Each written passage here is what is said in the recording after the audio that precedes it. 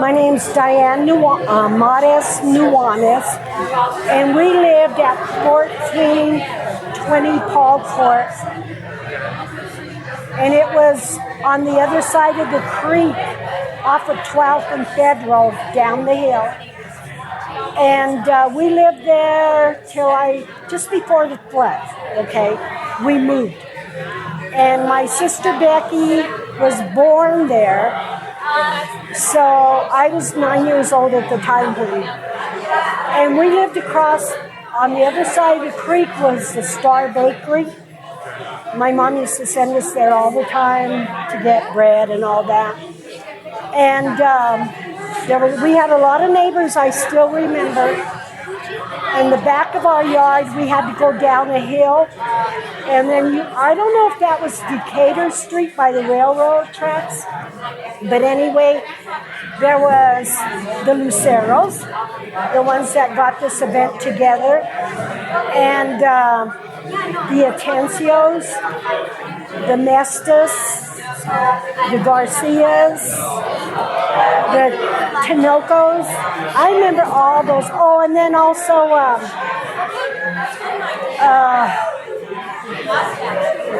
I can't remember the other people's name. But I remember, do you remember Mr. Frosty at all? No. It was, you know how they go around the ice cream in now? Okay, there was a big, nice truck called Mr. Softy. They'd make banana splits and everything. And you could buy a banana split for 20 cents, you know, and it was really nice. Excuse me. Oh, are you interviewing? I'm so sorry. So would you like to do one next? She's my sister-in-law. Okay. Did you? And my brother. I put Paul Court. She put on Modestas. Go see it. It's just a little section. Yeah. I'm sorry. And Trujillos.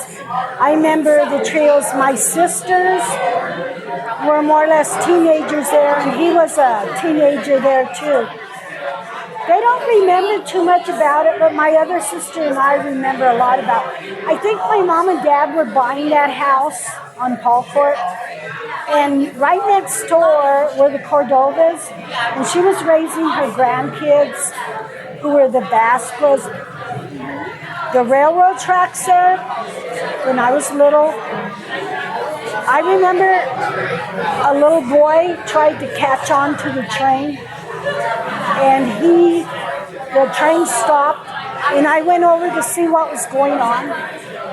He got his foot cut off from the train, and he lived over by the store, by Cordova's, but I don't know what he was doing there, but I remember watching his foot just hanging there. It was sad. My mom used to always tell us, stay away from the train. And we did, because my mom was the boss. So was my dad. Oh, there was a pickle factory, and it was on the other side of Colfax Avenue, I think. So it was underneath Colfax Avenue, the pickle factory. My mom worked there. All I remember is my mom coming home smelling like sweet pickles, and I hated it. I just hated it. But all the neighbor kids, we used to play, you could play outside there, in the dark until your mom hollered for you. And then you'd come in, But those are the memories I remember of us when we were little. I think we lived there until I was 12 years old. And my brother Leroy, he was only 6. He doesn't remember. My brother Patrick hardly remembers. But I grew up as a West Sider. Used to walk to the store there by the projects. My sister went to the daycare there. I think the daycare's still there. Ruby Hill Daycare or something like that. And the park's still there, I think, too. But now it's a lot of parking for the Broncos, But I lived there for a long time. I remember. So your mom worked at the pickle factory, so obviously you kind of have some. Did she ever bring home food? What did she say about the inside of the factory? She used to What bring. was her perspective? Like, what did she see in the factory? Was it a good environment, a not good environment to work in, etc.?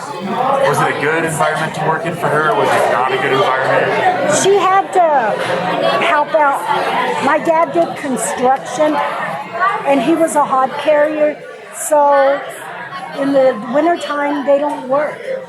So my mom would have to save up money for the wintertime so we'd make it. But she took a job over there at the pickle factory.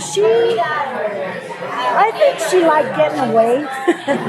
And she would bring pickles home sometimes, but she smelled terrible, like sweet pickles.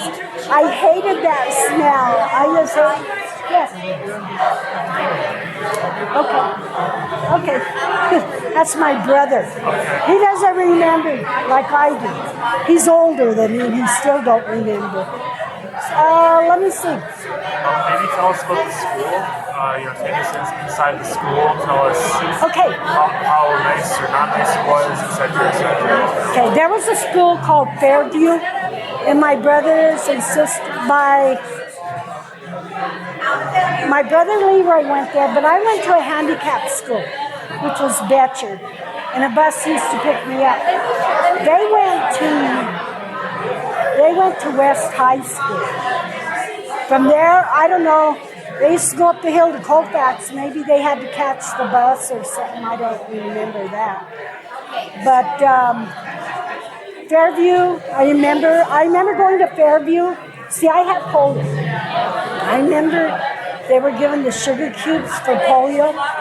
And my mom says, we have to go over there to get it. And I got mad because I told her, I already have polio. I don't need to take a sugar cube, But the sugar cube was just too sweet. I would gag on it. But she made me take it. Anyway. What was the purpose of that sugar cube? The sugar cube? Yeah, what was the purpose? Okay, I already had polio. It's to stop from getting it worse, And I was born in 1950, and this came out like maybe 58 or something. I don't remember too much, but she made me take it so I wouldn't get it worse. Can you tell us about polio in the west side of Denver? How many people you had it? How bad it was? I wasn't born in Denver. I was born in a little town by Rocky Ford, and it was called. Yeah, and I was the only one. I mean, in the neighborhood that I know of that had it. So I used to always be on guard because people would make fun of me. So I learned how to fight back. But they say polio's coming back. I don't know. But in the west side, I knew a lot of people in the projects too. And there was a creamery almost by 8th and Decatur or something like that. And that's gone now too. But a lot of the stuff that was there, it's all gone. I remember a little girl came from out of state spent some time with her grandparents. They lived right next door to the creek. She drowned, and they didn't find her until the Platte River, But all those neighbors, I'll probably see some of them here. I haven't, since I was young. You mentioned the Platte River. Was that like, did people go tubing down in it? Were people swimming in it? Were people not doing it? No. Okay, the creek led into the Platte River. No, at that time it was not that nobody could swim in it or anything. And now I don't know, everything's Bronco parking and everything, so I don't know. I remember just when the train would go, and just before it got to the Platte River, it would speed up and that. I did something stupid one time. I tried to hook on the train. I was a daredevil. I was like a tomboy. And they told me, jump, jump. fun because once you pass that Platte River, it's going to go fast. And I jumped and I scraped all my knees and everything. My mom asked me what happened, and I told her, oh, I fell off the bike, because if she knew I did that, she would have, But my mom and dad had a lot of friends there, and I remember them having the big buckets, the metal buckets with pop and beer, and they'd have people over. It was nice. Yeah, so how was the community of adults around you, your parents and their friends? How was what? The community of your parents and their friends. Tell me about them a little bit. They all got along. Everybody more or less kept to themselves, but we knew the Luceros real well. My brother worked with Richard Lucero. Richard got him a job, and they stood friends, and my brother had his son baptized by the Luceros. And then there was the Luhans. They lived across from us, and Mary Luhan, her dad lived down from us. He was Mr. Atencio.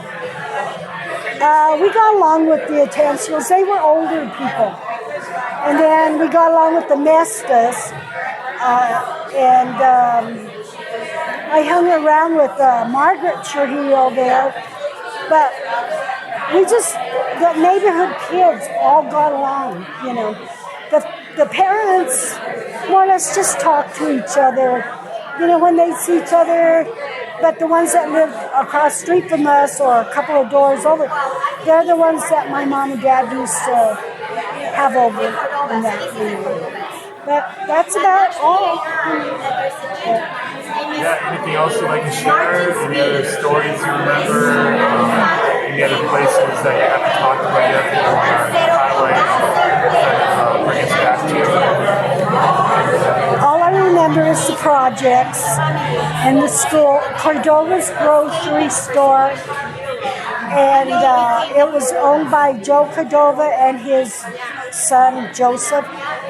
And a few blocks down was another store. It was called Thrifty's, and that's where we got, we'd go to get some groceries in that. It was close. Oh, and then up the hill on Federal, 12th and Federal, there was another creamery there, and they used to make hamburgers. You could get 10 hamburgers for $1. It was so neat. You can't get any of that now. But I remember that there too. My dad would get paid on Friday nights, and that's what we had. There were 6 of us kids. So they'd buy us hamburgers and potato chips and Pepsi. Pepsi in the bottle. But you can't get that anymore, Pepsi in the bottle. But I remember stuff like that. That's it.